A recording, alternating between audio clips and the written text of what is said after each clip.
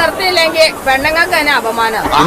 എനിക്ക് ഇതുപോലെ പുച്ഛമുള്ള ഒരു പരിപാടി കേരളത്തിലില്ലായിരുന്നു. ഒന്നും പറഞ്ഞിട്ട് കാര്യമില്ല. കറക്റ്റ് പട്ടി ഷോ എന്ന് പറയും. പിന്നെ അല്ലാതെ ജാസ്മിന് അവരൊക്കെ കുടുംബത്തിന്ന് വന്നതാന്ന് പറയാന്നാണോ?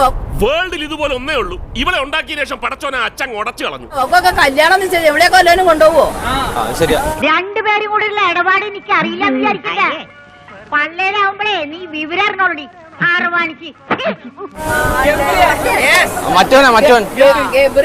അവളും ആണോ അതിനകത്ത് താരം? അവര് ഇന്നടിയാണെങ്കിൽ നാളെ അടയും ചക്കരയാ.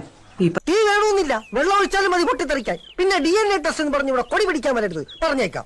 അറിയാതിരിക്കാൻ വേഗം അത് നിർത്തുവാണെങ്കിൽ ഉണ്ടല്ലോ മോഹൻലാൽ തല്ലു പഠിക്കാതെ പോകും.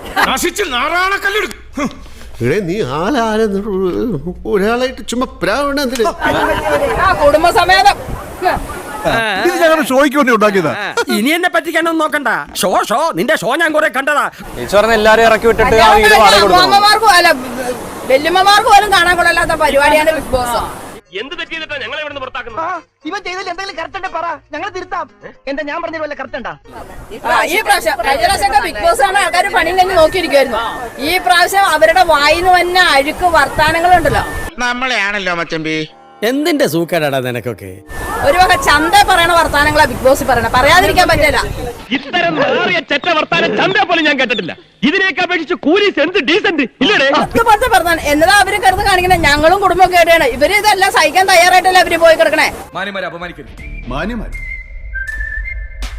ഇവിടെ മാന്യന്മാർ ഇതല്ലാതെ അവര് ചുമ്മാ നാട്ടുകാരെ കേൾപ്പിക്കാൻ വേണ്ടി ഇത് ലക്ഷം ആൾക്കാർ കാണുന്ന പരിപാടിയാ. ഇവളുമാരുടെ നാവിന്റെ നീളം എത്രയാണെന്നാണ് നോക്കേണ്ടത്. ഇത് മനുഷ്യന് പണിയും കഴിഞ്ഞ് വന്നിരുന്നിട്ട് ഈ ഉറക്കം കളഞ്ഞ് ഇവരുടെ ഈ ചന്ത കാണാനാണോ പോയിരിക്കണേ? വേറെ വൃത്തിയായിട്ട പരിപാടിയാ. വെറുതെ ആൾക്കാരെ കൊണ്ട് ചിരിപ്പിക്കണ്ട. ഏതായാലും സംഗതി ആകെ പ്രശ്നം തന്നെയാണ്.